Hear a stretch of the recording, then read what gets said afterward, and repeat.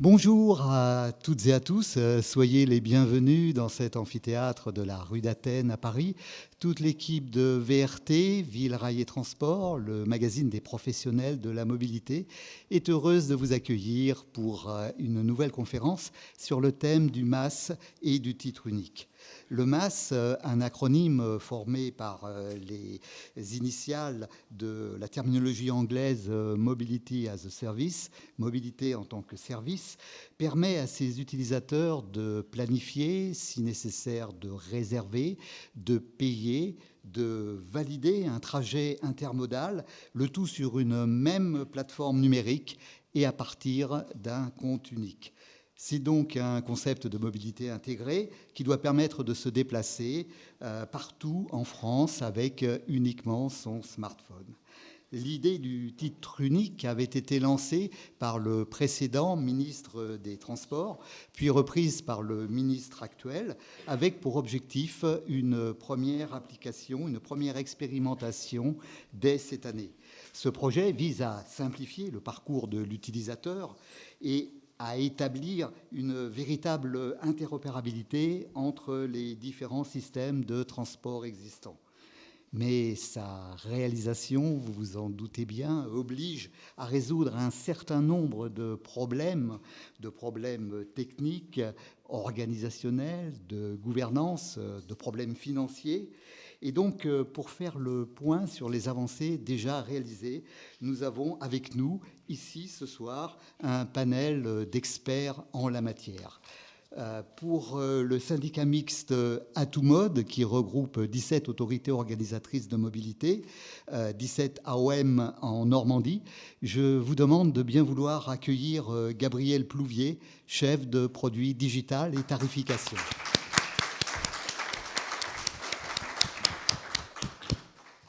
Pour l'ingénierie Aegis, Pascal Lemonnier, directeur commercial d'Aegis Activité Transport. Pour le groupe SNCF, nous accueillons David Bretet, directeur des offres aux collectivités et nouveaux marchés à SNCF Connect & Tech. Et pour la société Fertic, Lorcan Le Pen, directeur France et Belgique. Et pour la société Digimobi, son président, Dominique Descola. Et...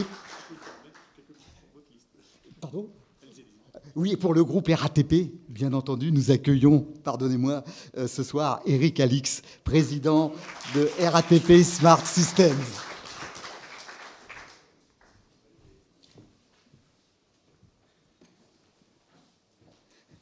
Pardonnez-moi.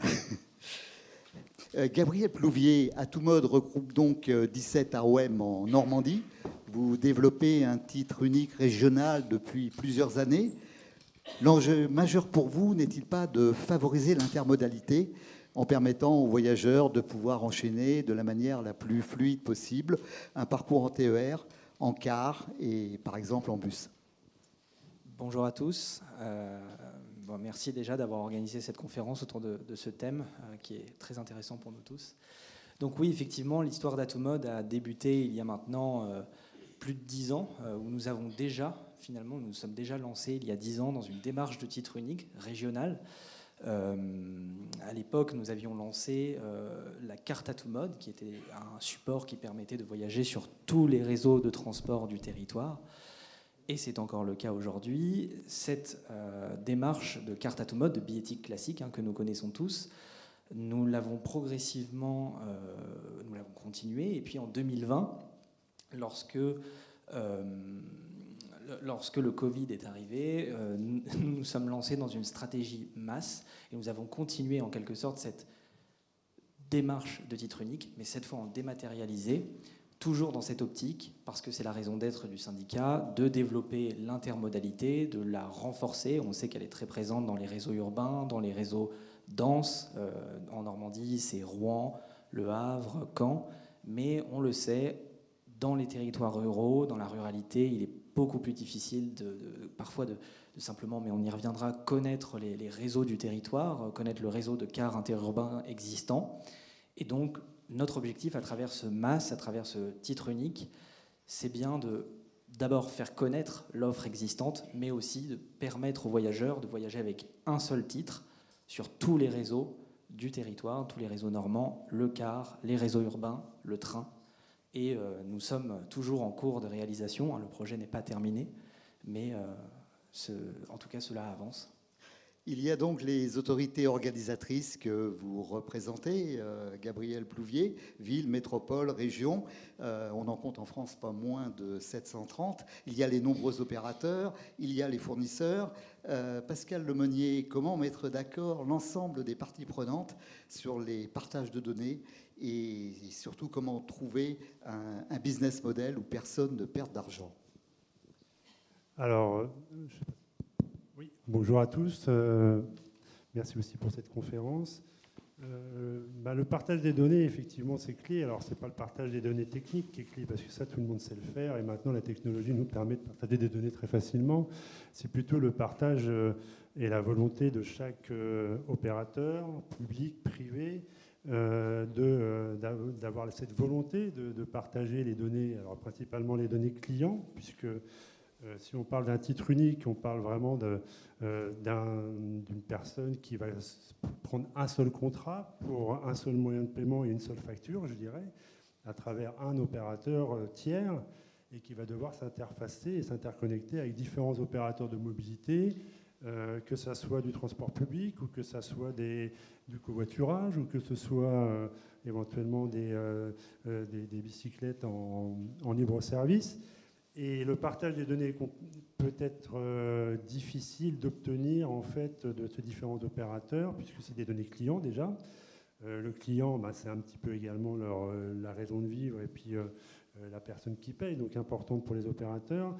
Et puis il y a également le sujet de RGPD qu'il faut prendre en ligne de compte et pouvoir avoir les autorisations des clients de partager l'ensemble de ces données. Donc voilà ce que je dirais pour les données.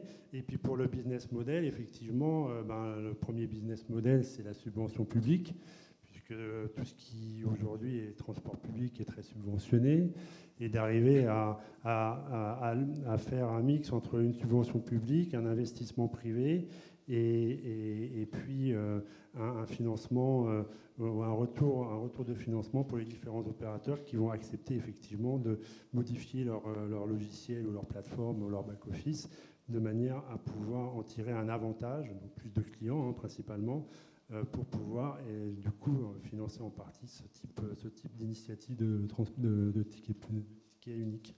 Voilà. Eric Alix, vous êtes le président de RATP Smart Systems. Que représente pour vous le titre unique? Pourquoi est-il important qu'il ouvre aux masses et qu'on puisse l'utiliser sur les applis correspondantes et en particulier les deux applis que vous avez développées? Oui, donc bonjour à tous. Le titre unique, c'est d'abord une belle promesse pour le voyageur. La promesse de ne pas se préoccuper de la particularité de chacun des réseaux, de chacun des titres, mais de retrouver finalement dans son application tout en un, quel que soit le territoire dans lequel il voyage, de quoi acheter les titres en pré-paiement ou en post-paiement. Donc on commence d'abord par un focus pour moi sur l'expérience voyageur. Et c'est ça qu'il faut porter, tous les acteurs qui sont impliqués dans ces projets doivent porter. Alors, évidemment, RATP Smart System, nous, on est présent sur le MAS. On est présent sur le MAS à travers deux applications. Une application Bonjour RATP qui est très présente en Ile-de-France pour aider les franciliens dans leur usage du transport en commun et des mobilités douces.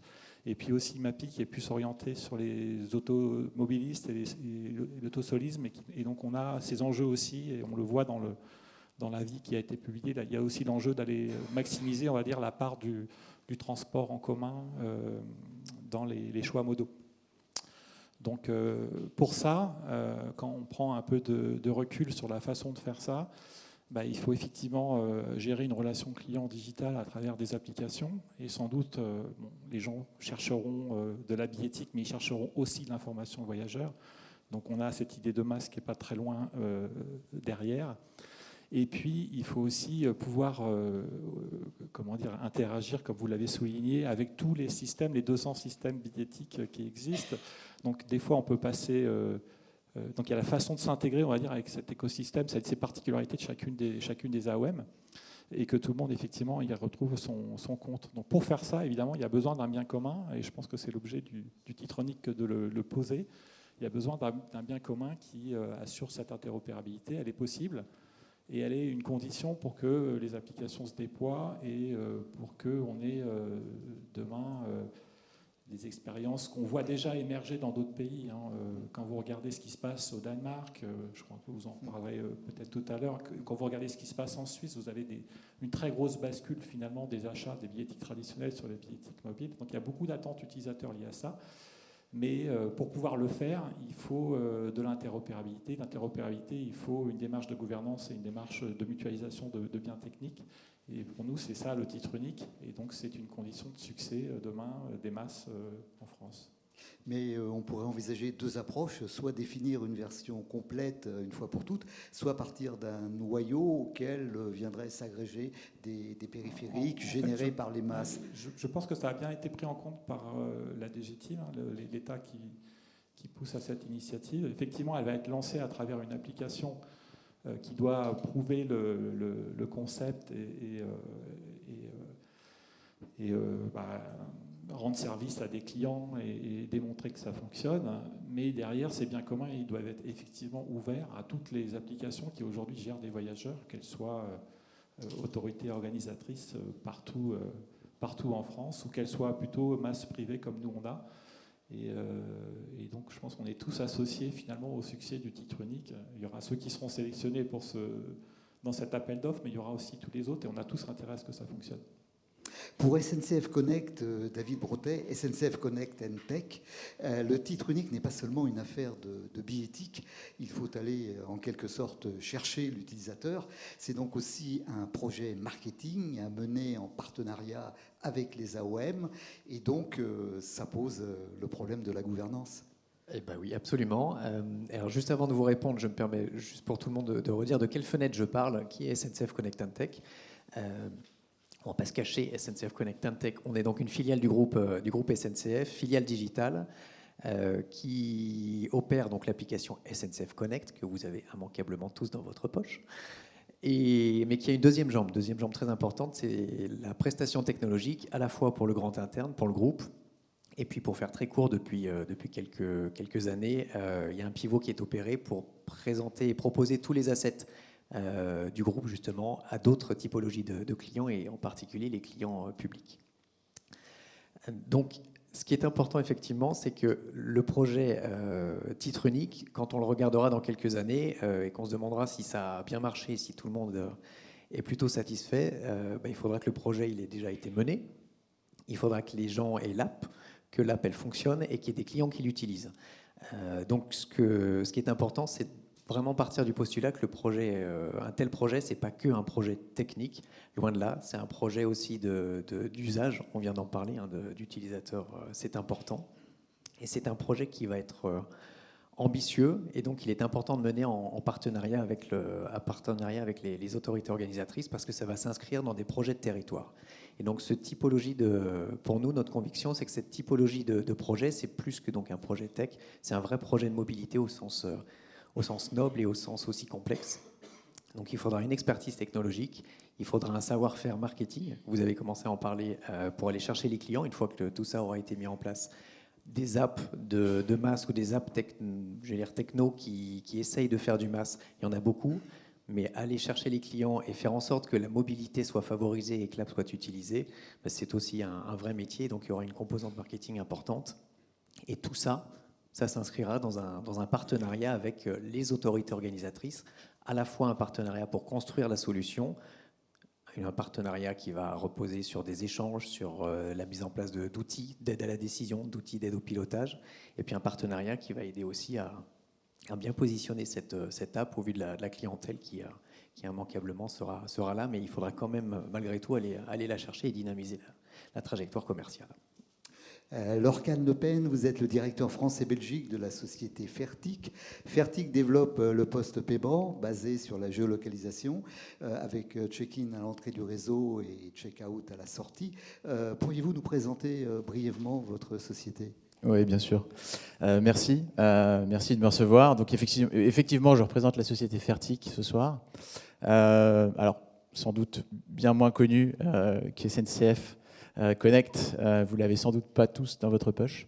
Mais l'application Fertic, qu'est-ce que c'est? Donc, effectivement, c'est une solution en post-paiement, une solution innovante que nous avons développée il y a maintenant 8 années, avec une véritable vision de faciliter l'intermodalité sur les territoires que nous couvrons, les différents marchés, les différentes régions que nous couvrons, et véritablement d'une manière complètement agnostique.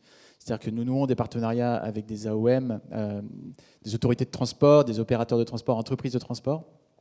Et l'objectif, c'est de pouvoir s'adapter à leurs contraintes qui peuvent être les gammes tarifaires complètement différentes d'un réseau à l'autre, une gamme tarifaire urbaine, une gamme tarifaire régionale, et de pouvoir apporter la solution la plus simple, la plus fluide possible sur le territoire via une application. L'application porte le nom de la société qui s'appelle Fertic, et c'est une technologie qui aujourd'hui est éprouvée, effectivement en check-in, check-out. Donc pour faire simple, au début de votre trajet, vous swipez, vous glissez votre doigt pour débuter votre trajet en transport en commun. Durant votre trajet, vous avez la possibilité d'afficher un titre, en tout cas une autorisation de voyage qui sera contrôlée et qui est valide en cas de contrôle. Et en fin de trajet, vous avez juste à notifier la fin via un check-out ou alors laisser l'application le faire pour vous si vous avez souhaité mettre cette option à disposition. Et de là, nous, on va reconstituer le trajet par la géolocalisation et vous en fait attribuer à l'utilisateur le tarif le plus avantageux. L'utilisateur, pour lui, c'est rien de plus simple, hein. Il a juste à faire 1 ou 2 étapes sur son smartphone pour pouvoir avoir le bon titre sur le territoire, et quel que soit le trajet qu'il aura emprunté, en multimodal, intermodal, et même pendant les changements éventuellement de transport. Donc voilà, donc nous on est présent dans 6 pays, on est d'origine suisse, et on est présent dans 6 pays, 3 dans leur intégralité. Et on a 160 millions de trajets qui ont maintenant été réalisés grâce à notre application. Même question pour vous, Dominique Descola, une brève présentation de Digimobi. Digimobi qui développe des systèmes où l'utilisateur doit faire un geste volontaire d'interaction avec les infrastructures. C'est une manière de protéger les recettes ?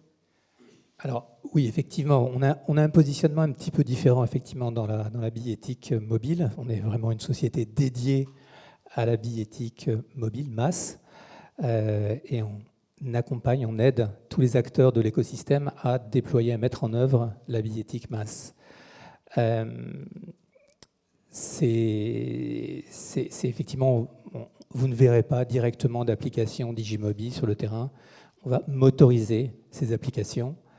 Et donc on accompagne en premier lieu nos donneurs d'ordre qui sont les autorités organisatrices, hein, c'est des régions, il y a 6 régions, il y a un pays même, et puis des métropoles qui s'appuient sur notre solution qui va permettre effectivement une très forte interaction entre le mobile et des infrastructures existantes, histoire de capitaliser sur ce qui existe et également améliorer tout ce qui est sécurité pour qu'il y ait un geste qui soit à chaque fois volontaire, marquer l'entrée dans un réseau, que ce ne soit pas simplement de l'autodéclaration, parce que souvent, effectivement, il y a une dérive en termes de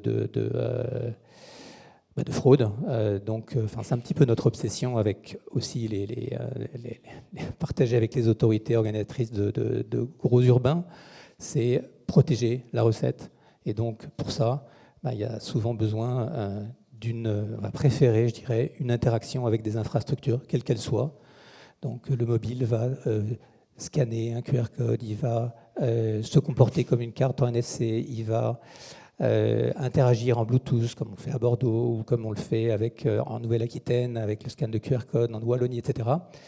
Et donc ça permet d'éviter que l'utilisateur, observant les systèmes d'autodéclaration, se dise je vais peut-être attendre quand même de voir un contrôleur pour valider. Donc nos solutions, elles sont intégrées dans des applications de divers acteurs. Donc c'est aussi bien des purs players du MaaS comme Moovit, comme Trafi, comme Cityway et d'autres, ou des applications des réseaux. Et même au-delà, il y a également des acteurs du monde bancaire, du monde de l'automobile qui intègrent ce qu'on appelle les SDK et qui permettent à ces applications de motoriser le côté, enfin d'ouvrir le côté billettique à leurs applications de façon assez simple. Une autre conviction également, puisque c'est un peu les sujets aussi d'afficher aujourd'hui, de partager des points qui nous semblent forts, c'est cette capacité à fonctionner en toutes circonstances. On doit avoir des systèmes qui marchent même quand on est en zone blanche, quand il n'y a plus de réseau ou qu'il est défaillant, télécom, quand il n'y a plus de couverture aussi, défaillant aussi en termes de géoloc, etc. Donc on insiste beaucoup, et je pense que c'est une conviction qui est partagée par nos clients, autorités. On doit pouvoir valider, être contrôlé, regarder ce qu'on a comme titre, même quand il n'y a pas de réseau. Donc c'est aussi un choix technique où on va insister sur le côté, ce qu'on appelle un peu le médiacentrique, mais en même temps que l'on va répliquer toujours dans le back-office, histoire d'avoir une qualité de service totale, réplication, retrouver en tout moment ces titres. Gabriel Plouvier, Atomode développe la technique du post-paiement proposée par Fertic. Pourquoi vous avez choisi cette solution et comment pourriez-vous faire bénéficier de votre expérience le futur titre unique national ? Oui, alors merci. Effectivement, donc je vais juste rebondir, j'en profiter pour rebondir sur la prise de parole qui vient d'être faite. En fait, avant de déployer Fertic sur le territoire en Normandie, nous avons déployé un premier titre unique, si vous me permettez l'expression, titre unique régional, qui était une application mTicket comme Digimobi par un concurrent. Et nous, pour le coup, on a fait le choix de l'auto-validation. C'est-à-dire qu'effectivement, comme le syndicat mixte Atomode travaille pour 18 AOM, nous n'avons pas eu d'autre choix que d'imposer un geste de validation. Donc ça a été parfois assez difficile de le faire accepter. Mais aujourd'hui, on est plutôt fiers et satisfaits de ce geste de validation, alors qu'il y a ses limites, effectivement, mais qui a aussi ses qualités. Et donc, simplement pour dire que voilà, nous, en Normandie, nous avons un réseau qui est complètement ouvert, à part à Saint-Lazare, où il y a des portiques pour aller accéder au quai. Donc, fort de cette expérience avec l'application mTicket en prépaiement, déjà en auto-validation, nous avons lancé un marché de post-paiement. Et ce marché de post-paiement a été remporté par Fertic, ici représenté par l'Orcan. Fertic, finalement, ne s'éloigne pas vraiment du principe de notre mTicket, parce que sur Fertic, on est aussi en auto-validation, en validation sur le smartphone. On s'est, nous, affranchis des infrastructures du territoire. Ce qu'on pourrait apporter au titre unique avec notre expérience de post-paiement, c'est que lancer un titre unique, ne serait-ce qu'à l'échelle régionale, c'est déjà un défi. Parce que chaque AOM a ses ambitions, ses projets, sa manière de fonctionner. Vous avez parlé des infrastructures, effectivement, c'est une des dimensions parfois qui peut poser problème. Il y a également la question du contrôle qui est important. Donc, les leçons qu'on tire de notre titre unique régional, c'est avant tout les enjeux de gouvernance. Parce que sans gouvernance, on ne peut pas mener à bien un titre unique. Donc il faut à la fois faire du partenariat, convaincre les partenaires, les amener, les convaincre, leur dire, voilà, les utilisateurs de notre titre unique régional, ce n'est pas forcément les mêmes utilisateurs que vous allez retrouver sur votre application locale. Et donc c'est l'articulation des applications sur les territoires, adapté aux contextes locaux, tout en ayant cet enjeu gouvernance, partenariat et travail commun. Eric Alix, entre prépaiement et post-paiement, où irait votre préférence ? Faut-il ouvrir les réseaux fermés comme le métro et comment régler au mieux la question de la dématérialisation des titres de transport ? Alors effectivement, moi je vais avoir une réponse à toutes ces questions très hybrides. Je regarde ce qui se passe dans les autres pays, par exemple la Suisse. Vous avez du prépaiement et vous avez du post-paiement, les deux. Il y a des parts de marché qui sont... elles ne sont pas équilibrées, hein. Il y a beaucoup plus de prépaiement que de post-paiement. Mais en gros, il y a de quoi proposer aux utilisateurs et que les utilisateurs choisissent entre les deux. Donc je pense que le titre unique, il est multi-technologie. Comme ça, il n'impose pas de contraintes aux AOM, et ça, c'est bien. On a déjà assez d'enjeux de gouvernance pour ne pas en rajouter plus avec des solutions trop étroites. Par contre, on peut proposer aux utilisateurs, pour ceux qui préfèrent ne pas s'embêter à choisir les titres, à rentrer dans les gammes tarifaires, ben, ils vont en post-paiement, et puis ceux qui sont peut-être plus occasionnels, ils peuvent acheter en pré-paiement. Donc je pense que les technologies sont très complémentaires. Donc ça, c'est le premier point. C'était quoi votre deuxième question? Faut-il ouvrir les réseaux fermés? Ah oui, alors l'autre logique qu'on a, effectivement, c'est quand on regarde la France, il y a quelques réseaux fermés et beaucoup de réseaux ouverts. Et donc, effectivement, dans des réseaux ouverts, on peut avoir du post-paiement assez facilement déployable parce qu'on n'est pas dépendant des équipements. Et puis, quand les équipements savent lire du QR code, on peut aussi faire du prepaid sans trop de difficultés, mais encore faut-il avoir un QR code unique. Donc, c'est aussi ça un des enjeux. Par contre, quand on est sur des réseaux fermés, c'est plus compliqué parce qu'il y a des gates, il faut les ouvrir. Et c'est là où on peut vite avoir des projets de billettique, du coup physique, importants si on veut supporter le titre unique. Et où on a ces questions d'embarquer dans le Secure Element ou dans du HCE, le titre Calypso, en fait, qu'on a souvent en France. Et donc moi, je vois aussi là-dessus un fonctionnement hybride, je pense, en fonction de la nature des réseaux. Et voilà, donc comme ça, on donne du choix aux AOM et on donne du choix aux voyageurs, et on a des chances de mettre beaucoup d'usages, en fait, dans ce titre unique. On va s'intéresser un instant maintenant à l'interopérabilité, qui est un enjeu majeur. Pascal Lemonnier, vous relevez des analogies avec ce qui se passe pour les autoroutes. Est-ce que vous pourriez nous expliquer ? Alors oui, alors déjà, il faut que je vous dise que Aegis est une société d'ingénierie donc, qui travaille sur la mobilité et sur tout type de transport, que ce soit le routier, le ferroviaire, les transports urbains et la mobilité en général. Mais c'est aussi une société qui fait de l'intégration de systèmes et qui fait de l'exploitation maintenance et qui gère des clients, comme des clients télépéage par exemple, dans divers pays du monde. Donc l'analogie qu'on peut faire avec les autoroutes aujourd'hui en France, en tout cas, c'est par rapport au fait qu'aujourd'hui, maintenant, votre système de télépéage, il est complètement interopérable. Il est complètement interopérable. Si vous achetez un badge quelque part, vous êtes capable de traverser la France de long en large et du nord au sud en payant avec le même badge. Mais ça n'a pas été si simple, en fait. Ça a pris quand même un certain nombre d'années avant que l'ensemble des sociétés d'autoroutes, qui sont maintenant privées, principalement, il y a aussi des autoroutes publiques, mais c'est principalement privé, se mettre d'accord sur un système. Pourquoi ? Parce que j'en reviens toujours à ce que je disais tout à l'heure, c'est que le client, il est unique et le client veut le garder chez soi. Donc l'ASFA, qui est l'Association française des autoroutes, a mis en place un système, a mis en place les règles et les a imposées à toutes les sociétés d'autoroutes, où il y a un échange de transactions qui est fait entre les différentes sociétés, mais pas d'échange de données clients, par exemple.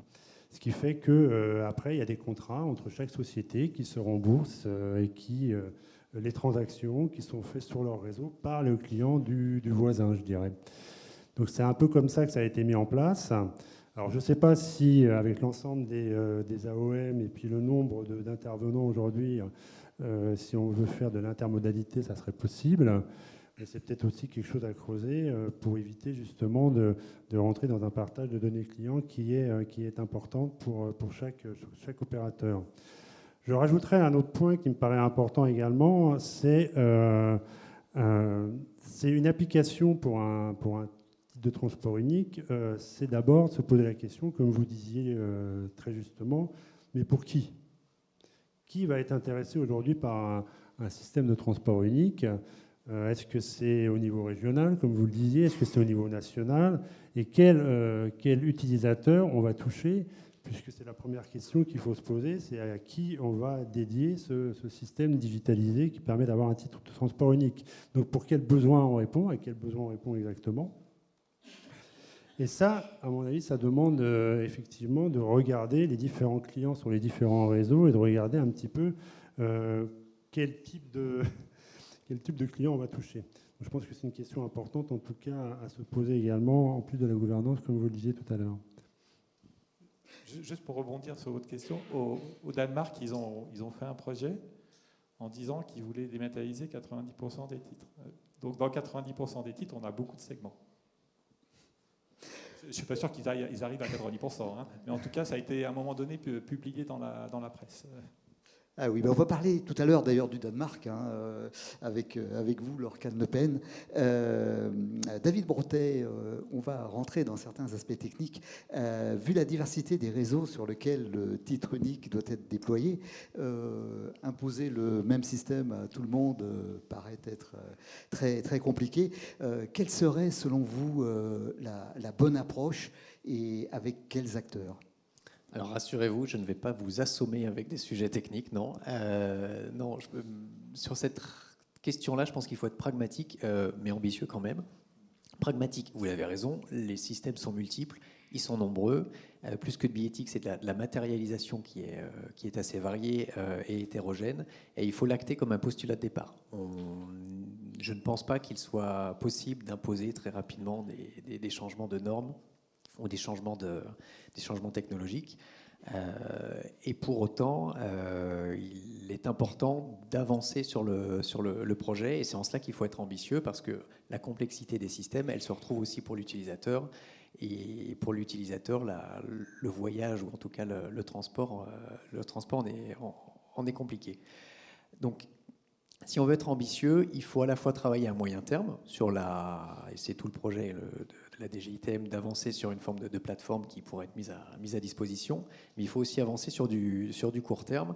Et la solution digitale, justement, en cela, elle est intéressante, parce qu'elle peut embarquer l'intelligence, pour parler simplement, qui permettra aux voyageurs de masquer justement cette complexité et d'arriver vers un réseau de transport qui aura son propre système de matérialisation, et qui pourra s'adapter au réseau en question, parce qu'il est quand même, je le redis, important que ce soit l'app qui s'adapte et que l'on n'impose pas une solution qui soit orthogonale avec le projet de territoire, ou avec les attentes des exploitants, ou avec les attentes du voyageur.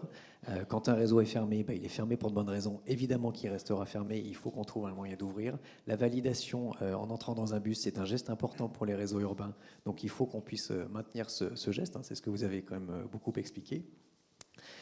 Donc on est sur définitivement une solution qui doit elle, gommer la complexité, s'adapter, et c'est toute la magie du digital. Et donc la plateforme qui soutiendra la solution, elle doit le permettre, et les acteurs qui soutiendront cette plateforme, ils doivent maîtriser impérativement toutes les technologies de matérialisation. Alors, on va parler maintenant de l'exemple du Danemark que vous citiez, Eric Alix, et puis également de celui de la Suisse. Laure Le Pen, vous avez rendu interopérables les systèmes avec votre solution en post-paiement, en commençant d'abord par quelques cantons, et puis en passant à l'échelle nationale en 2 ans, je crois, sauf erreur. Au Danemark, vous avez fait ça en beaucoup moins de temps. Quel est votre retour d'expérience sur ces 2 pays, et également en France, en Occitanie et en Normandie? Oui, donc effectivement, donc la Suisse, pour commencer, notre pays d'origine. Donc effectivement, on a débuté notre activité sur le territoire de la Suisse dans 3 communautés tarifaires en 2016. En seulement 2 ans, on a réussi à couvrir l'ensemble des transports publics du territoire, hein, du train au bus, car bateau, voire même téléphérique, disponible via l'application, donc en un swipe. Et ça, voilà, c'est une vraie prouesse. Et aujourd'hui, c'est à peu près 20% des usages de titres achetés en Suisse le sont faits via le post-paiement. Alors, bien évidemment, la Suisse a un contexte particulier, un écosystème qui est très favorable, une gouvernance qui est très bien établie et claire. Voilà, on a OM non plus d'ailleurs. Oui, donc on a l'Alliance Suisse-Pass et l'OFT qui sont 2 acteurs incontournables pour coordonner tout cela, et qui le coordonnent très bien. Et bien évidemment, on a la coopération entre tous les acteurs tous les acteurs, donc les 18 communautés tarifaires, les 250 opérateurs, parce qu'on pense que la Suisse, finalement, c'est assez simple, c'est un petit territoire, de l'échelle d'une région, mais c'est quand même 250 opérateurs indépendants, avec certains très gros qui ont du poids, évidemment, comme les CFF, et d'autres beaucoup plus petits. Et donc il faut que chacun puisse coopérer en bonne intelligence, et ça fonctionne très bien. Donc ça, c'est une autre chose qui est très importante également, qui nous a permis de nous déployer aussi vite en Suisse, c'est un QR code interopérable qui peut être vendu par tous, mais également contrôlé par tous. Donc c'est sûr que ça sert vraiment à notre finalité.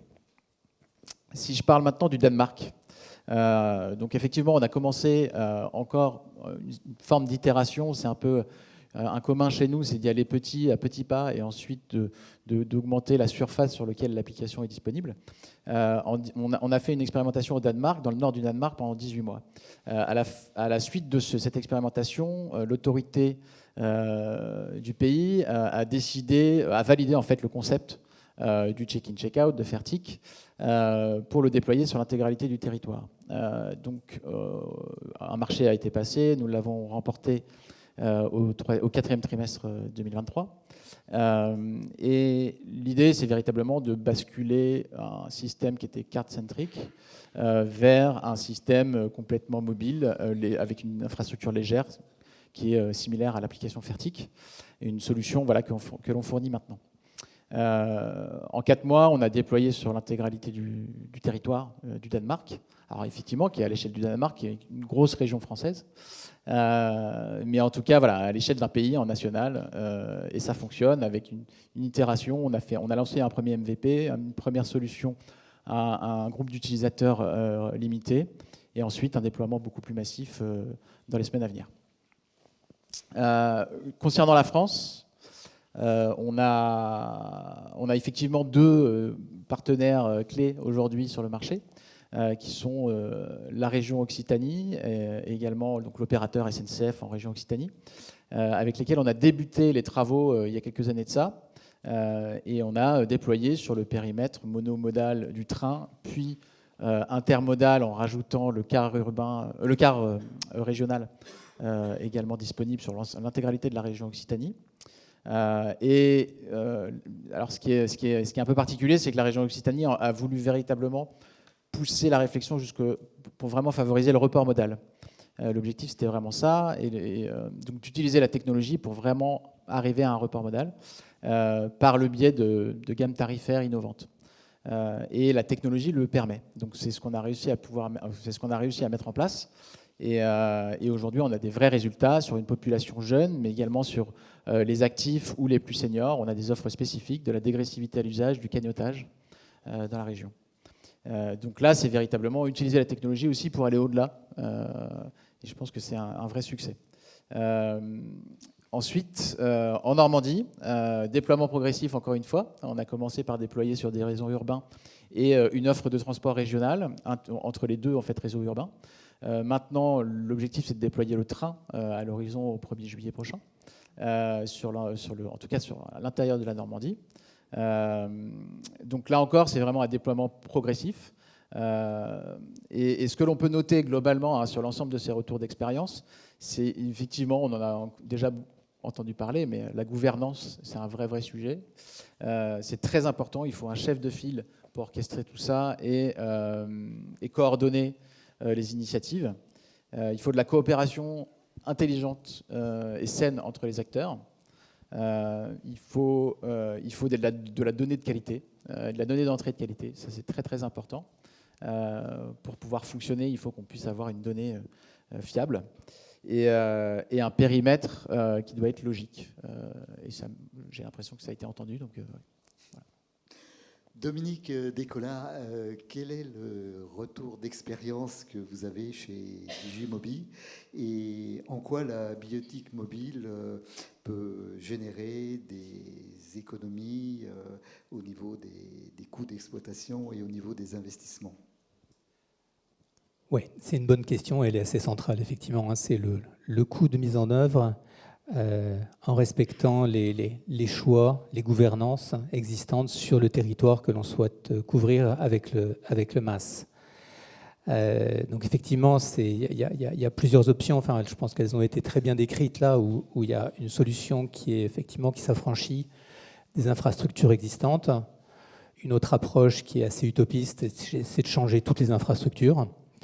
Et puis, voilà, la voie un peu médiane, qui est de capitaliser avec ce qui existe. Et puis, d'un côté, le mobile, il va s'adapter avec les différentes infrastructures. Il va être NFC, scanner de QR code ou de afficheur ou de lecteur de Bluetooth, etc. Et puis, côté usager, ça va être lissé pour avoir un parcours simple. C'est le titre unique, entre guillemets, qui va être polymorphe, qui va s'adapter aux infrastructures. Alors, c'est typiquement ce qu'on a déployé sur la Belgique. On passe aux histoires belges,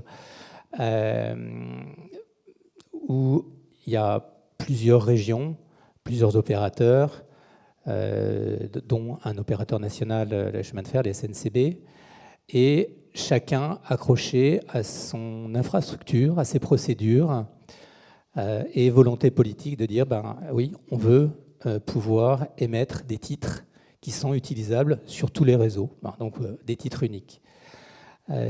Donc après moult réflexions, ils ont opté pour notre solution, et toutes les applications des réseaux intègrent donc notre solution, notre SDK, branché à notre plateforme, et qui va permettre d'émettre des titres, de les valider, de permettre le contrôle, et en respectant leur infra. C'est-à-dire qu'en Wallonie, on va aller scanner des QR codes qui sont affichés par les valideurs.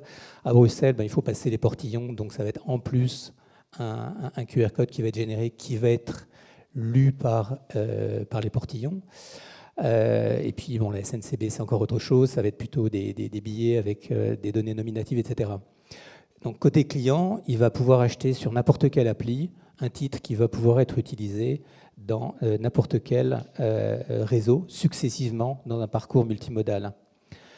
Et ça, cette logique-là, elle donne aussi des idées à des régions françaises. C'est à peu près ce scénario que suit Nouvelle-Aquitaine, où là encore, il y a une grande diversité de réseaux, des urbains, de l'interurbain, du ferroviaire. Et là encore, il faut composer avec l'existant. Sinon, on n'y arrive pas. On ne peut pas attendre qu'il y ait une harmonisation des systèmes, d'autant plus qu'elle ne se justifie pas parce que chacun a sa spécificité. Donc là, c'est vraiment cette adéquation. Seul le mobile permet d'avoir cette capacité d'adaptation, avec des technologies qui sont plus ou moins pertinentes. Enfin, je comprends qu'il y ait parfois, quand il y a pas grand-chose, on va faire quelque chose de très très basique.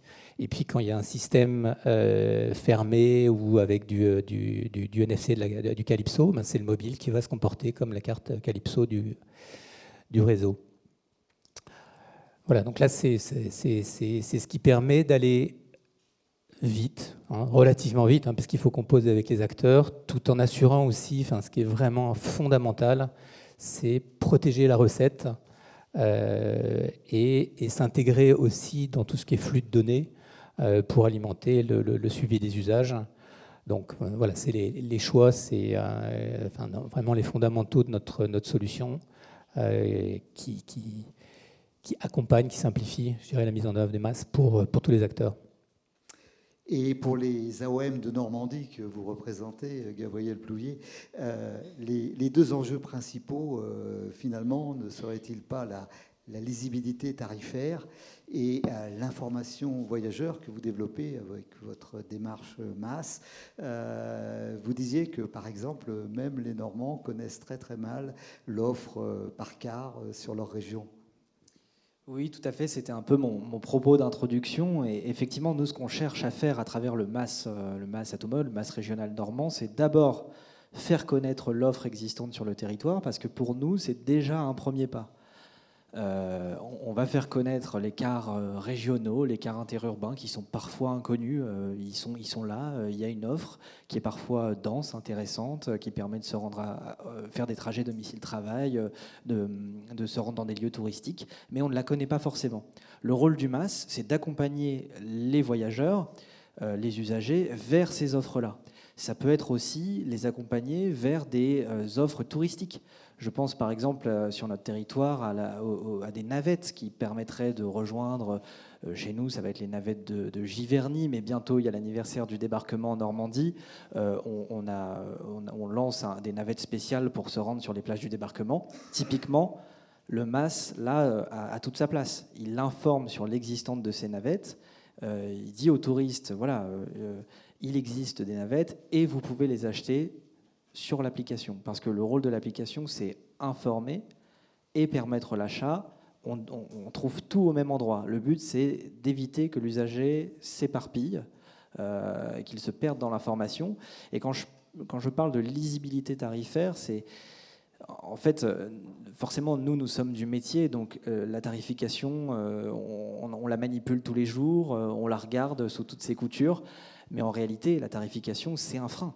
C'est un frein parce qu'il y en a parfois qui se superposent, il y en a qui sont délicates à comprendre. On ne sait pas si on a bien le droit d'acheter ce titre pour voyager sur ce train. D'ailleurs, pour le coup, les offres en post-paiement permettent de s'affranchir de ces difficultés.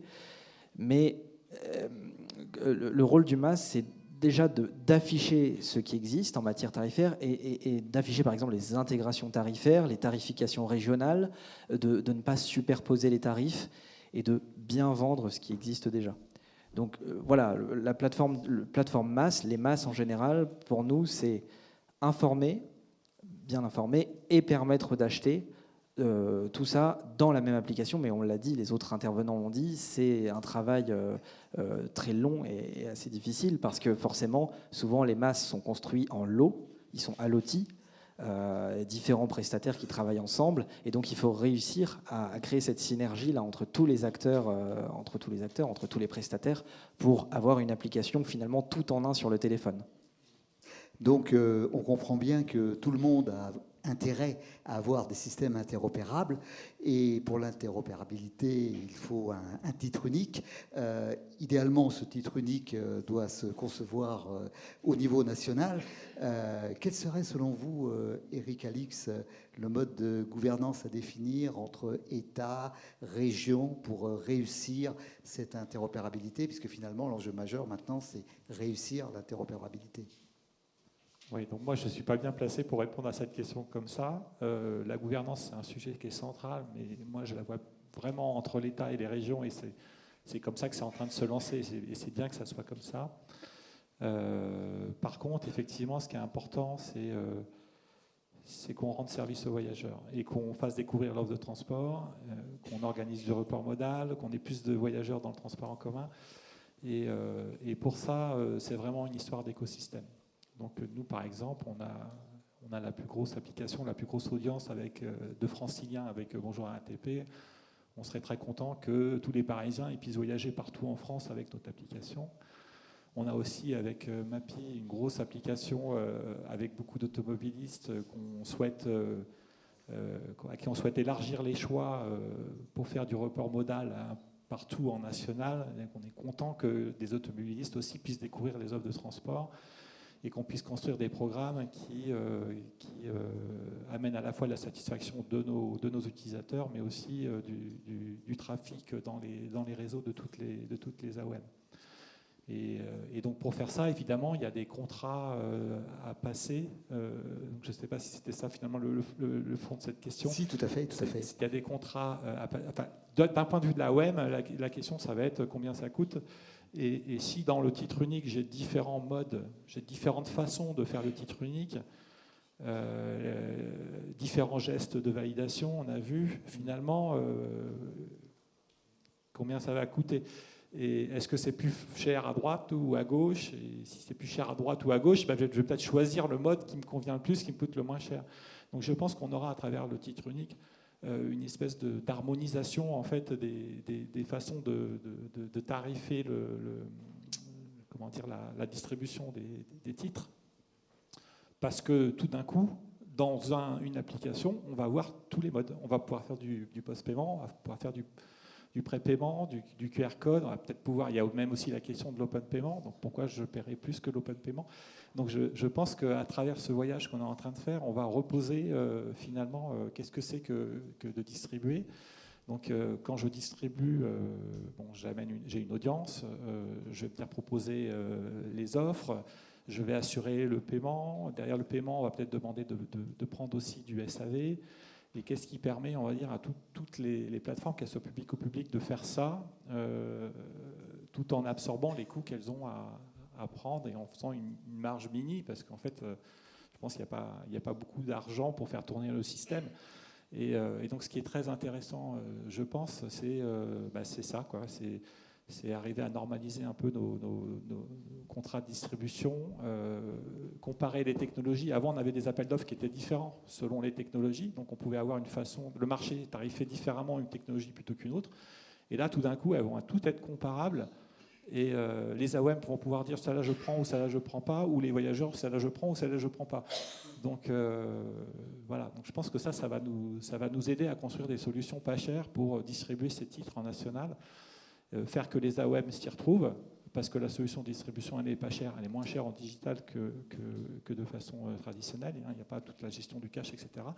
Et puis faire surtout que les voyageurs aussi s'y retrouvent, qu'ils aient un voyage fluide, et qu'on en ait de plus en plus dans nos réseaux. Voilà, donc je pense que c'est derrière la gouvernance, il y a la gouvernance entre l'État et les régions pour faire que ça marche, mais il y a aussi la gestion de l'écosystème et tous les contrats qu'il va falloir nouer entre les acteurs de l'écosystème pour que ça puisse bien marcher. Voilà. Et on va revenir d'ailleurs un petit peu plus tard là, sur cet aspect de l'importance des contrats de distribution. Mais justement, pour rester sur ces questions d'ordre financier, Pascal Lemonnier, il va y avoir pour chacun des investissements à consentir pour le titre unique. Et au final, donc, selon vous, qui va payer, qui devrait payer?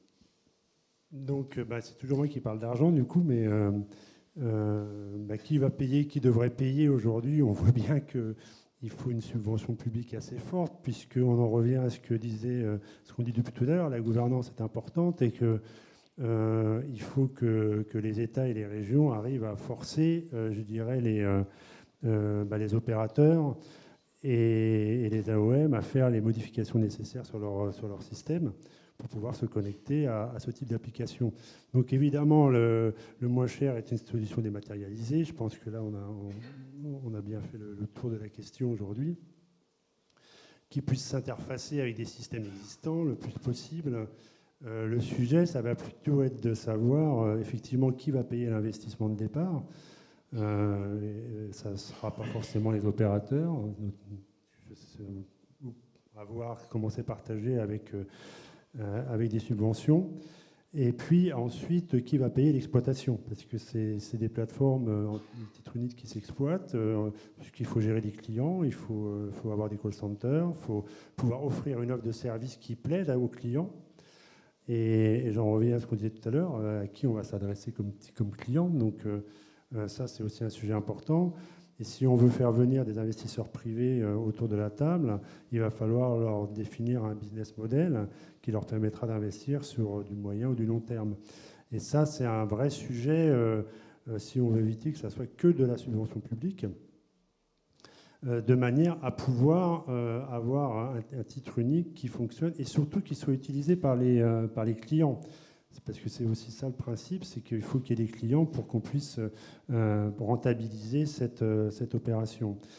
Je rajouterai un dernier point, alors c'était un peu provocateur, mais on a une concurrence quand même assez forte de secteurs d'activité, qui est le secteur bancaire, qui peut permettre aussi l'acceptation des cartes de paiement sur des valideurs. Et même des moyens de contrôle que quand il n'y a pas de valideur que l'usager a payé. Et puis les Google et les Apple qui offrent aujourd'hui des applications de masse, je dirais assez efficaces pour vous dire de A à B, vous pouvez prendre tel mode de transport, celui-là, et là vous changez, et puis là vous allez à pied et vous reprenez un tram, et puis vous faites du vélo pendant 10 minutes. Et ça, c'est quand même une concurrence assez forte. Et qui permet avec Google Pay ou Apple Pay de faire du paiement. Alors, ce n'est pas encore accepté par tous les opérateurs de mobilité, Mais si demain ça l'est, il faudra aussi, je dirais, intégrer ça dans le sujet du titre unique qu'on souhaite mettre en place, que ça soit déjà au niveau régional. Et là, je pense que nos collègues l'ont dit très bien, il faut y aller par étapes, voir au niveau national si on décide d'un déploiement national. Voilà. Donc il faut savoir vendre, il faut aussi savoir rassurer l'utilisateur.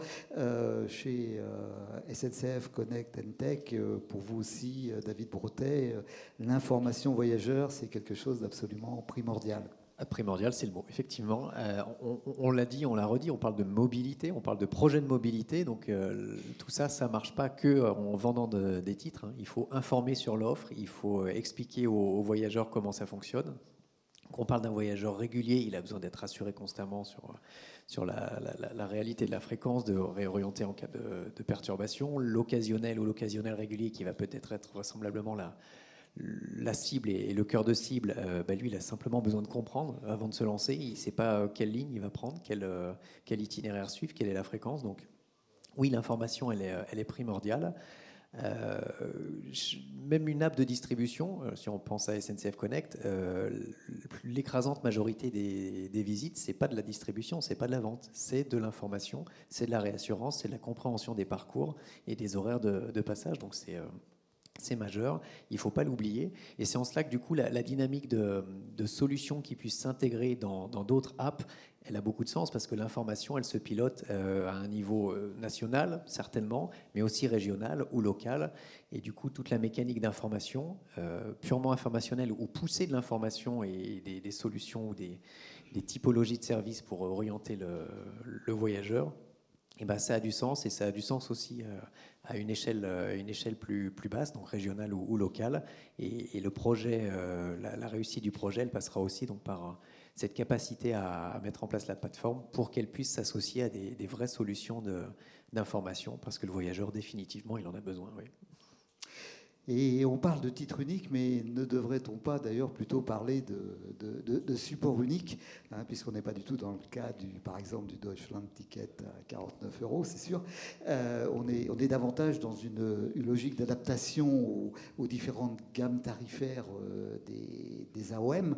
Et si, par exemple, on envisage de mettre sur le même applicatif à la fois les transports publics et le covoiturage, le vélo, le car sharing, est-ce qu'on ne risque pas d'arriver à un projet beaucoup trop complexe finalement, et ce serait peut-être même contre-productif? Qu'est-ce que vous en pensez, Lorcan Le Pen? Je suis assez d'accord avec ce postulat, effectivement. Je pense que le titre unique, avant tout, c'est un support unique qui doit s'interfacer. On est complètement d'accord avec, alors, soit via une application titre unique à un moment donné, mais évidemment avec des applications masse ou applications de mobilité sur les territoires, hein, parce que je pense que ces applications font sens à l'échelle locale, régionale, pour certaines d'entre elles. D'autres, parfois, on a vu des tentatives de masse qui n'ont pas toujours été qui n'ont pas abouti forcément avec beaucoup de succès. Mais après, c'est différentes perspectives de masse. Là, je pense que ce qu'on veut, ce que cherche en tout cas le ministère et les autorités en lançant ce titre unique, c'est véritablement offrir une solution qui facilite l'intermodalité entre des régions, des territoires qui ne sont pas connectés finalement, ou difficilement connectables, via la billettique.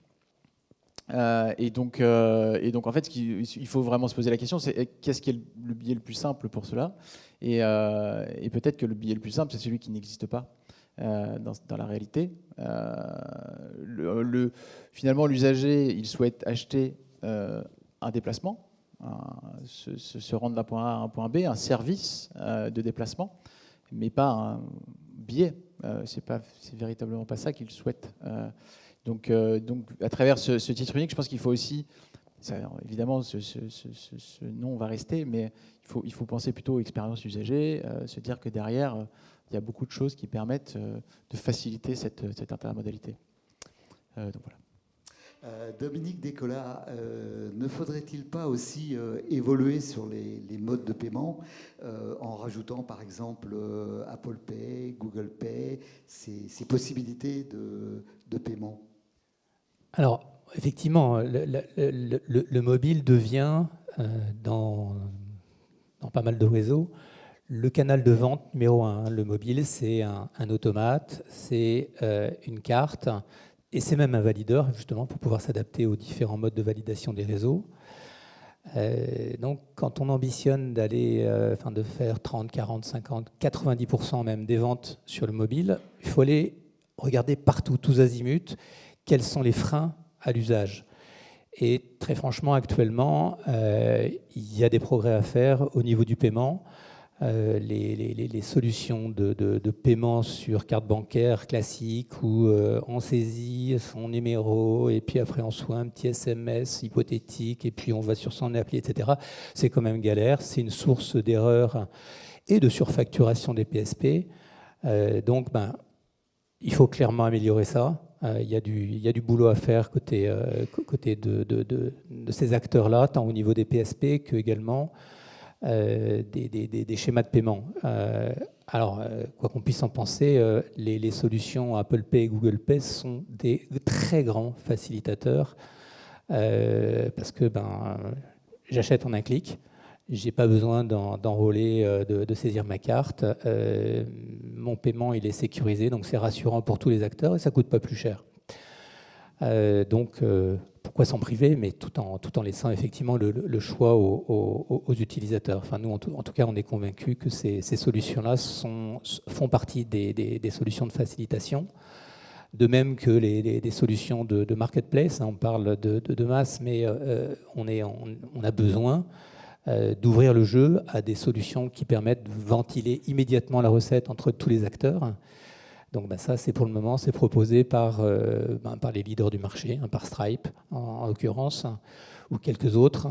Donc il faut savoir aussi, par rapport à l'ambition politique, de faire préférer les mobilités douces à l'autosolisme. Il faut se donner les moyens et il faut simplifier partout et s'appuyer sur les acteurs qui apportent le plus. Alors, je serais peut-être un petit peu plus réticent sur l'open payment parce que c'est quelque chose qui est très coûteux et qui n'arrivera pas à se déployer de façon globale sur tous les réseaux. Ou en tout cas, ça coûte là des fortunes. Et puis, ce qui est aussi intéressant, c'est de voir un peu le retour d'expérience sur l'open payment qui a été mentionné. À Londres, qui est quand même le précurseur qui a fait une solution topissime en open payment, au bout de 10-15 ans, c'est toujours la bonne vieille carte MyFair, Oyster, qui fait 60% des voyages. Donc, on voit bien que même avec les limites d'une carte centrique, il y a quand même une préférence d'avoir quelque chose d'assez simple et maîtrisé. Et quand on porte la carte dans un mobile, je pense qu'on arrive à trouver la solution optimale pour y arriver, avec des enjeux effectivement, parce que tout à l'heure j'ai un petit peu zappé votre question sur le côté financier. Quand on est capable de prolonger la vie d'équipements existants, d'infrastructures existantes, même de leur donner une nouvelle vie, et d'éviter lors de leur renouvellement d'avoir les mêmes quantitatifs, c'est-à-dire on va diminuer le nombre d'automates, simplifier les valideurs, potentiellement fermer quelques agences, même si c'est politiquement pas à dire, on fait des économies très, très significatives. Et je crois que là tout le monde en convient, la billettique mobile, c'est en termes de coût d'exploitation ce qu'il y a de plus faible, parce que le client, il arrive avec... encore une fois, l'équivalent d'un automate, d'un valideur et d'une carte. Et puis, il l'a payé lui-même, donc c'est capitalisant là-dessus. Eric, Alix, vous partagez ce point de vue. Il faut pouvoir mettre son propre mode de paiement. Oui, sur le paiement, donc évidemment, post-paid, prepaid, encore une fois, c'est le choix du voyageur. C'est sûr que sur les PSP, donc les partenaires qui vont opérer le paiement, là il y a de la compétition sur les services, donc le parcours soit de plus en plus fluide, tout comme dans l'application en fait. Il y en a partout. Mais effectivement, demain, si on se projette dans un paysage où il y a beaucoup d'applications qui peuvent proposer des titres sur tout le territoire.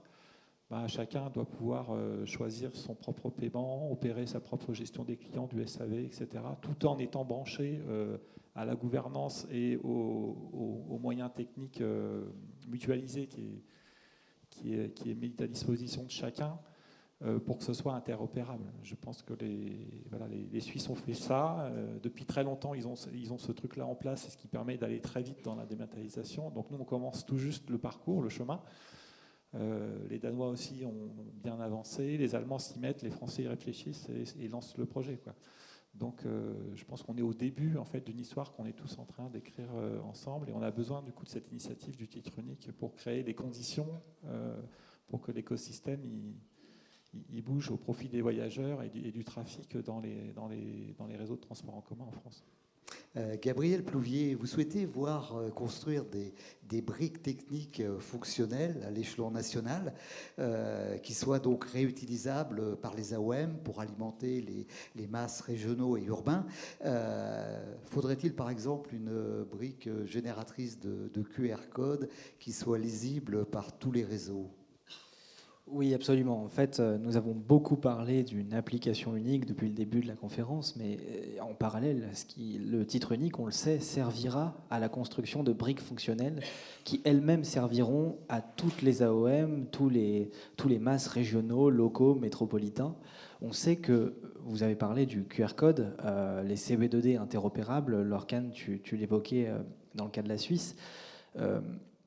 Les CB2D, les générateurs de CB2D sont des logiciels extrêmement complexes, coûteux à développer. Tous les industriels ne le maîtrisent pas. Cela nécessite une ingénierie assez forte.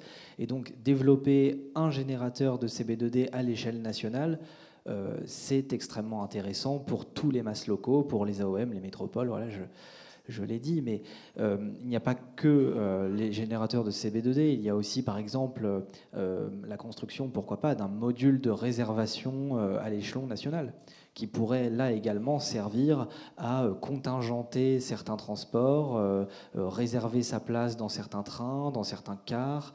Voilà, on sait que ça, ce sont des briques qui parfois manquent vraiment dans les masses régionaux, dans les masses locaux, parce que, encore une fois, il y a ce besoin d'ingénierie, il y a cette exigence dans la construction de ces briques.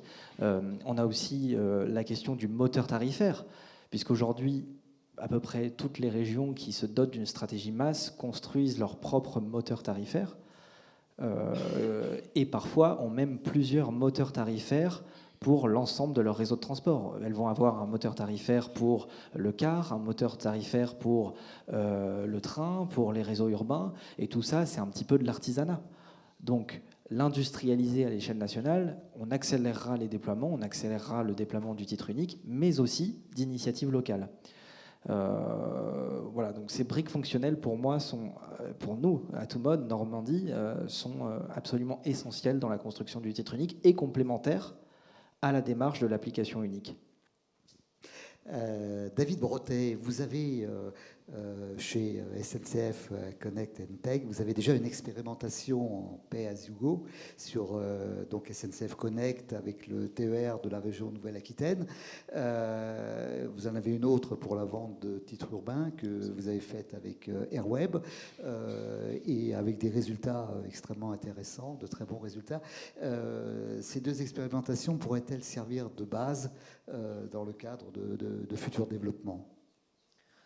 Alors, on a effectivement chez SNCF Connect and Tech des assets technologiques qu'on a pensés pour accompagner les évolutions des mobilités à venir. Les deux que vous avez cités, je vais les développer un petit peu. Donc, le premier, c'est effectivement une brique de Pay as you go. Alors, je parle de brique et je fais référence à ce que j'évoquais au départ. On a donc deux jambes dans l'entreprise, un distributeur et puis un prestataire technologique. La brique, elle a été pensée par le prestataire technologique, donc sous forme de SDK, qui peut être intégrée après chez différents distributeurs. Donc là, en l'espèce, elle a été intégrée chez SNCF Connect. Et ça permet donc de vendre pour le moment des billets de TER sur la région Nouvelle-Aquitaine. Donc c'est un partenariat qu'on a avec TER et Nouvelle-Aquitaine. Concrètement, l'expérience, on vient d'en parler avec Fertic, c'est la simplicité d'usage. Je monte, je n'ai rien à acheter, rien à anticiper. On déclare le démarrage du voyage. Et puis une fois qu'on a voyagé, selon la longueur du trajet qui a été réalisé, une tarification kilométrique est calculée automatiquement. Et en fin de période, si on a beaucoup voyagé, il y a des logiques d'optimisation financière qui peuvent se mettre en place avec des plafonnements à l'abonnement, par exemple. Donc ça, c'est quelque chose qu'on a effectivement mis en place, mais qu'on a mis en place, et j'évoquais tout à l'heure, l'importance de prendre en compte les contraintes, et les contraintes soit des AOM, soit des exploitants.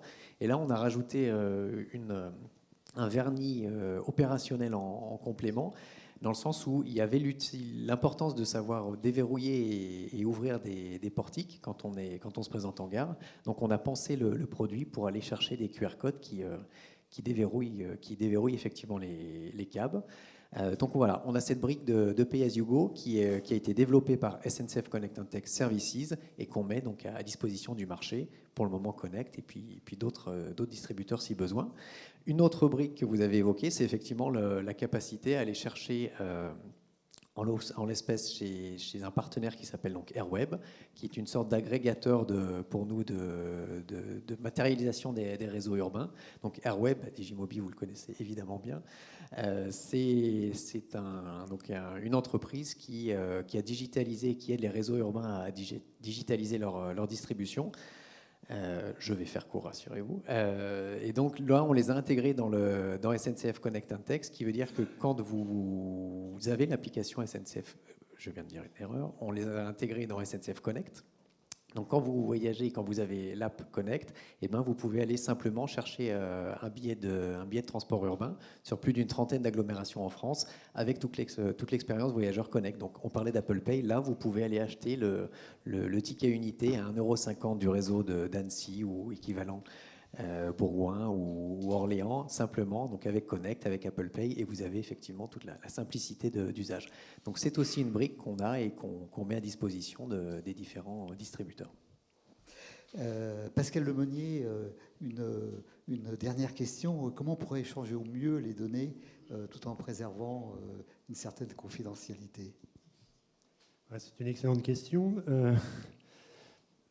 Je pense que si on veut garder la confidentialité, effectivement, il faut essayer de mettre en place un système ou une règle, une interface technique, en tout cas, où on échange des transactions et pas des données clients. Puisque, en fait, quand on va avoir un titre unique, il faut d'abord voir comment il va être exploité, s'il est exploité par une entité publique ou par une entité privée. C'est deux choses différentes. Et dans les deux cas, où le client doit s'inscrire. Est-ce qu'il s'inscrit auprès du fournisseur de mobilité qui va lui offrir le titre unique, comme ça peut être le cas si je fais l'analogie avec les autoroutes, ou est-ce que l'application de paiement unique et de titre unique est juste une interface qui permet le client doit s'inscrire sur chaque opérateur ou chaque AOM, et ça risque d'être un peu compliqué. Donc si on estime qu'effectivement il y a une seule inscription et avec un contrat unique, ça veut dire qu'on va avoir de multiples fournisseurs de services dans les régions, dans différentes régions, dans des privés, des publics, qui vont essayer d'attirer le client avec une gamme de services de plus en plus élaborée. Donc c'est plutôt bénéfique, puisque la concurrence va permettre de monter en gamme et d'offrir aux clients finaux des services de plus en plus fiables et intéressants. Et au final, il faudrait que entre les différents opérateurs qui sont connectés, il y ait uniquement des échanges de transactions tarifaires. Et d'éviter d'avoir des échanges de données clients qui sont soumis en général à la confidentialité et à la règle du RGPD en Europe. Donc ça me paraît être, en tout cas, si on arrive à atteindre ça serait très bien. C'est pas sûr, je ne sais pas, mais en tout cas, ça serait très bien. Et puis ensuite, le deuxième point à regarder, c'est, on parlait de prépaiement et post-paiement, et il y a un sujet qui me paraît important, c'est, prépaiement, c'est assez simple, puisque le client paye à l'avance, donc on a le paiement déjà sur le compte, mais en post-paiement, qui garantit le paiement au final? Est-ce parce que le client, comment il est fiable, comment on garantit sa fiabilité, comment on garantit qu'au final, il va payer? Et du coup, qui prend le risque du non-paiement? Est-ce que c'est l'opérateur final, c'est l'opérateur de bus ou bien l'opérateur de la plateforme qui possède le client, entre guillemets? Et donc, ça sera plutôt lui, a priori, qui devra prendre des garanties de paiement, ce qui va nécessiter effectivement aussi des mises en place de règles vis-à-vis du client qui sont un peu plus compliquées, puisqu'il va falloir qu'il rentre quand même toutes ces données sur une plateforme. Mais je pense que c'est par là qu'il faut aller. Il faut vraiment qu'il ait une inscription unique quelque part, sur une plateforme de titre unique, même s'il y en a plusieurs fournisseurs, de manière à ce que derrière, cette plateforme assure la relation avec tous les opérateurs et qu'il n'ait pas à se réinscrire à chaque opérateur ou à chaque opération qu'il doit faire sur le réseau ou sur les réseaux, que ce soit régional ou national. Bien, le temps malheureusement passe très vite et le moment est venu de passer à notre séquence questions-réponses avec l'auditoire. Qui aurait une question à poser à nos intervenants? Monsieur, peut-être? Si vous pouvez vous présenter. Oui, Philippe Chambon, donc... Ah oui, je me lève. Alors, bonjour tout le monde. Alors, Philippe Chambon, SNCF Réseau. Dans le discours, en fait, je suis un peu surpris qu'on n'ait pas parlé des Pays-Bas. Les Pays-Bas, en fait, ils ont un ticket unique depuis de très très longues années. Enfin, à l'époque, c'était les strip-in cards. Aujourd'hui, ils sont passés à l'OV-card, en fait, qui marche très très bien. Alors pourquoi on n'a pas ce dispositif-là en France? Et puis, deuxième chose, j'entends parler des QR codes. Honnêtement, je pense que la technologie NFC est beaucoup plus pertinente que le QR code. On le voit, enfin, je ne veux pas critiquer en gare, mais la fluidité laisse à désirer. Voilà. Qui souhaiterait répondre? Dominique Descola. Pour les Pays-Bas, je peux répondre rapidement. Effectivement, c'est un système qui marche très bien, puisqu'on avait des activités aux Pays-Bas pendant un certain temps. Et effectivement, la gouvernance a été simplifiée, donc ça a énormément aidé le déploiement de ce système. Et oui, effectivement, il est même intermodal, donc c'est encore plus intéressant. Et petit à petit, il intègre des nouveaux moyens de circulation. Et oui, c'est effectivement un exemple qu'on n'a pas cité, mais je vous rejoins complètement sur le sujet. Ça serait un bon exemple à regarder pour voir un peu comment on peut faire. C'est un bon exemple, mais on peut quand même aller plus vite sur le mobile que de changer toute la billettique physique, comme l'a fait les Pays-Bas il y a déjà pas mal de temps. Oui, je rajouterais que c'est une carte. Du coup, effectivement, si on peut effectivement passer directement au mobile que de garder cette carte, je rejoins mon collègue. Alors, sur la partie NFC, je vous rejoins complètement. Enfin, en termes de technologie, c'est le geste le plus facile. Je n'ai pas besoin d'ouvrir mon application. Voilà, c'est sécurisé. On a des données d'usage qui sont top. Bon, ça nécessite une infrastructure, mais coup de chance, en France, il y a quand même la plupart des réseaux urbains sont déjà équipés de systèmes Calypso, donc il faut capitaliser là-dessus. Donc, nous, on le fait depuis des années avec Android, et maintenant, enfin, on ouvre, on rentre dans l'écosystème Apple, donc on va pouvoir offrir les mêmes solutions sur iPhone.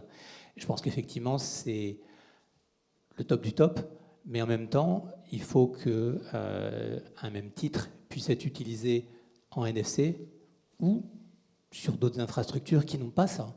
Et donc, c'est cette capacité du mobile à s'adapter aux différents contextes. Donc, titre unique en NFC, pour moi, ça me semble être plus que souhaitable, mais pas que NFC, parce que voilà, c'est pas partout comme ça. Peut-être aussi une petite nuance quand même sur le titre unique, c'est aussi on peut imaginer, on est en train de construire ce titre unique national, mais en termes de parcours utilisateur, ce qui peut être souvent plus utile, c'est que mon mobile me signale le titre de transport le plus utile, je clique dessus et je l'ai. J'ai payé parce que c'est du in-app. Il est en NFC idéalement ou autre, et on arrive quand même à quelque chose qui est quand même très sympa en termes d'expérience utilisateur. Voilà, c'est la notion de ciblage. Donc ça fait partie des choses aussi qu'on travaille avec des écosystèmes, pas simplement Android. Une autre question? Oui, Benoît Vedel, société Emson. On parle effectivement d'avoir des solutions nationales plutôt que régionales. Alors, il faudrait qu'il y ait un acteur national qui puisse un petit peu prendre ce leadership technologique pour éviter que chaque région, quelque part, développe sa propre solution, ou peut-être un besoin de standardisation. Donc, est-ce qu'il y a une instance nationale dans laquelle tous ces sujets-là sont discutés? Ah oui, la standardisation, c'est effectivement un enjeu très important dans ce domaine. Qui voudrait répondre? Pour la standardisation, je peux répondre parce que si on veut effectivement de l'interopérabilité, il faut standardiser, c'est évident. Donc ça veut dire qu'il faut une instance nationale qui impose des standards d'échange de données, notamment, de manière à avoir un échange unique. Si je refais l'analogie avec les autoroutes, la SFA a défini et a standardisé complètement cet échange de données, et c'est ce qui a permis l'interopérabilité entre les différentes autoroutes. Et ça, c'est effectivement, je dirais, une étape préliminaire à mettre en place, surtout si on veut faire du multirégion. Donc oui, je vous rejoins complètement. Et aujourd'hui, je ne sais pas s'il y a une instance qui est en mesure de le faire. Bon, la DGITM lance son projet, mais effectivement, mais c'est à ce niveau-là, effectivement, que qu'on doit travailler sur de la standardisation d'échanges et d'échanges de données principalement, de manière à ce que chacun puisse, qu'il y ait un seul standard en fait sur les échanges de données, ce qui permettrait de voir plusieurs opérateurs et plusieurs applications de titre unique apparaître, et du coup d'avoir cette concurrence dont je parlais tout à l'heure entre différents fournisseurs de services avec les opérateurs. David Bretet, vous souhaitiez ajouter Non, mais quelque chose? tout a été dit, donc c'est bon. Une autre question? Laurence Varlot, manager de transition en création d'écosystèmes masse. Il y a quelque chose sur laquelle vous avez beaucoup insisté, qui est la vie des utilisateurs. On a vu avec les impôts, on a vu avec la sécurité sociale, certains utilisateurs aujourd'hui n'ont pas de mobile. Qu'est-ce que vous prévoyez pour ces gens-là? Qui souhaite répondre? Dominique Descola. Je veux bien répondre, puisque ça fait un paquet d'années qu'on fait la promotion du mobile. C'est pas parce que la solution mobile offre effectivement un plus en termes d'usage que l'on doit effectivement exclure les autres. Mais il y a tout un tas d'autres solutions qui existent et qui continueront à exister. Mais je ne pense pas que ça soit une bonne approche politique de dire « Ah oui, parce qu'il y a des gens qui n'ont pas de mobile, il ne faut pas capitaliser sur le potentiel du mobile. » Mais c'est un peu une obsession aussi côté politique, c'est justement de continuer à offrir des solutions non digitalisées. Donc il y aura encore du papier, des cartes et des machins comme ça. Une autre question? Jenny Boukoulibaly, American Express, je suis directrice des paiements. Dans le prolongement de la question de Madame, c'était aussi par rapport à la clientèle étrangère. Parce qu'un des succès de l'open payment et des solutions autour de la mobilité, c'est aussi de donner la possibilité aux étrangers de pouvoir facilement se déplacer dans les différents pays. Donc quel est votre avis là-dessus? Moi, je veux bien prendre cette question.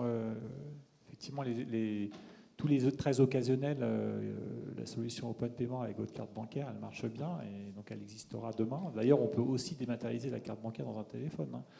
Donc, comme je le disais tout à l'heure, toutes les technologies vont être un peu en compétition les unes avec les autres, et donc il faudra bien regarder les coûts des unes et des autres. Donc, par contre, un touriste, ça peut aussi aller dans une application parce qu'il cherchera peut-être plus que uniquement son titre. Il voudra aussi avoir de l'information voyageur qui lui dise à quel moment part son bus, etc.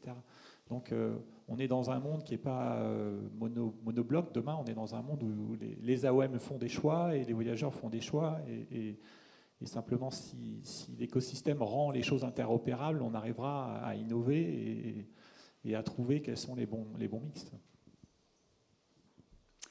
Je rajouterais par rapport à cette question que le titre unique devrait favoriser l'accès aux voyageurs étrangers, parce que le titre unique va permettre de s'inscrire sur Internet pour un mode de paiement donné, que ce soit dématérialisé et principalement dématérialisé, ce qui va simplifier énormément la vie des étrangers qui arrivent aujourd'hui en France. Je ne sais pas si sur Paris aujourd'hui, pour un étranger, je crois que c'est le parcours du combattant pour trouver comment il va payer. Surtout s'il veut payer le bus avec sa carte bancaire, parce que là, c'est difficile. Donc on va le renvoyer dans une station de métro pour acheter des tickets, parce qu'il n'y a même plus moyen d'acheter un ticket dans un bus aujourd'hui. Donc je ne dis pas ça par rapport à la RATP, mais c'est vrai qu'aujourd'hui, c'est complètement dématérialisé, le paiement du bus sur Paris. Donc je pense que le titre unique doit favoriser cet usage, puisque, et du coup, l'accès à tous les moyens de transport facilement pour un étranger, puisqu'il y aura des sites Internet qui existeront, et comme ça sera complètement dématérialisé, il l'aura sur son téléphone, donc ça sera encore plus pratique pour lui. Voilà. Je complète, et dans la lignée de ce qu'on a pu dire, c'est une nouvelle fois un projet de mobilité, c'est pas un projet tech. Donc après, tout dépend les autorités organisatrices, où est-ce qu'elles veulent le mener, le projet en question. Et si la cible du touriste étranger, elle est reconnue comme étant pertinente, il y aura des efforts à la fois tech, mais commerciaux et d'information pour promouvoir le produit et aller l'intégrer dans l'écosystème pertinent pour la cible en question. Une nouvelle fois, ça s'inscrit dans un grand tout et il faut le regarder à chaque fois dans son ensemble. Une autre question ? Oui, Marc Châtelard, consultant transport. Très impressionné par tout ce que vous avez dit. Alors, j'ai une question, je vois qu'en Normandie, ça avance. Imaginons, est-ce que vous pourriez donner un horizon pour, par exemple, Paris et l'Île-de-France, la mise en place d'un titre unique? Eric Alix. Ouais, nous on est pas mal placés sur l'Île-de-France avec Bonjour RATP. Donc on a déjà la dématérialisation Android sur toutes les technologies, sur un peu tous les types de mobiles, qui est une étape qui est passée. Et pour les Jeux Olympiques, vous savez qu'on aura la dématérialisation aussi sur les téléphones iPhone. Donc on va commencer à avoir beaucoup de dématérialisation possible dans toutes les applications qui ont signé le contrat de distribution avec Île-de-France Mobilité, qui est l'autorité organisatrice évidemment des transports en Île-de-France. Donc ça, c'est lancé. C'est lancé vraiment dans pas très longtemps concernant la dernière étape qui est Apple. Et ça va nous être bien utile pour les Jeux Olympiques, parce que pour les Jeux Olympiques, avec l'afflux des visiteurs, on ne voudrait pas avoir des files d'attente importantes dans nos stations. Et donc on compte sur la part de la digitalisation et du mobile en complément de tous les agents qu'on va mettre en avant pour gérer le flux et qu'il y ait une bonne expérience voyageur. Donc il y a ça. L'étape qui n'est pas passée en Île-de-France, c'est donc vous avez un titre qui s'appelle le Liberté Plus étendu. Aujourd'hui, Liberté Plus, c'est un post-paiement qui existe dans une carte. Donc il n'est que dans une carte, il n'est pas encore dans le mobile. Et il est encore que dans l'Île-de-France, dans Paris intramuros, il n'est pas encore en périphérie. Donc deux enjeux demain, c'est que ce titre-là, il couvre toute l'Île-de-France et qui se retrouve aussi dans les téléphones pour compléter la gamme. Donc on a encore cette étape à franchir, mais on y va quand même.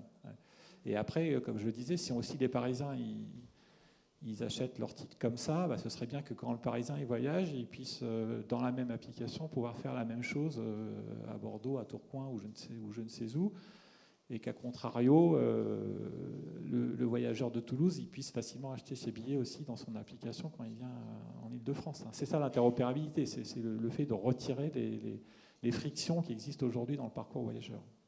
David Bretet pour SNCF. Effectivement. Je voulais compléter la notion de titre unique que vous évoquiez à l'échelle francilienne. Il n'y a pas que l'Île-de-France dans la vie, il y a l'ensemble des régions qui avancent et qui avancent beaucoup sur cette thématique-là, avec la mise en concurrence du ferroviaire et plus. Donc au niveau régional, c'est vraiment une démarche qui est lancée, qui est un vrai rouleau compresseur. Et la mise en place de titres uniques au niveau de l'échelon régional, c'est vraiment quelque chose qui démarre. Il y a des premiers contrats qui vont bientôt être les candidats, enfin les titulaires vont être annoncés. Donc c'est quelque chose qui avance et c'est quelque chose sur lequel le titre unique national devra s'appuyer. Des projets dans la région sud, dans la région Auvergne-Rhône-Alpes, au niveau Île-de-France, tout ça, au contraire, c'est un terreau extrêmement favorable pour avancer sur le projet de titre unique national. Une autre question ? Oui, au fond de la salle.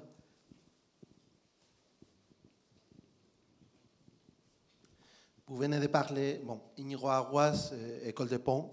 Oui, Inigo Aguas, École des Ponts. Donc, vous venez de parler des APL et de comment la distribution en Ile-de-France va pouvoir se faire pour les Jeux Olympiques sur iPhone. C'est un sujet qui clairement a été très attendu par tous les utilisateurs, entre autres moi, évidemment, des APL.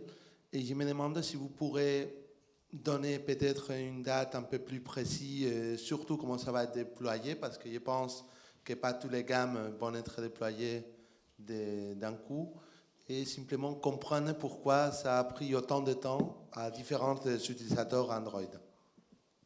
Alors moi, je ne peux pas parler pour Île-de-France Mobilité, qui est l'autorité organisatrice des transports en Île-de-France, mais c'est vrai que c'est un projet qui est long et compliqué parce qu'on a quand même un très très gros réseau de transport en commun en Île-de-France. Et oui, il faut dématérialiser les titres à l'intérieur des téléphones. Et Apple est très exigeant aussi sur le fait que l'expérience elle soit fluide. Et donc ils ont testé aussi tous nos types de valideurs. Mais effectivement, je pense que ça tient à cœur à tout le monde d'être à l'heure pour les Jeux Olympiques, pour tous les Parisiens. Il y a beaucoup de Parisiens qui ont des iPhones. Et donc voilà, ça sera une étape de passé. Mais comme vous le dites, quand on commence à acheter les titres anonymes et puis les navigos à l'intérieur de nos applications, il faut après aller plus vite. Donc ouvrir les titres qui ne sont pas encore ouverts. Vous avez les titres annuels, vous avez tous les titres pour les étudiants, etc.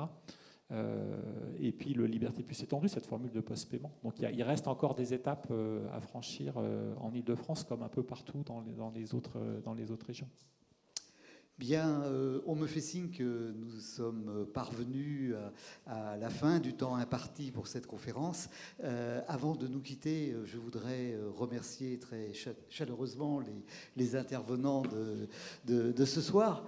Vous remercier aussi, chers amis du public, et vous aussi qui avez regardé cette conférence sur Internet, plus nombreux encore, bien sûr.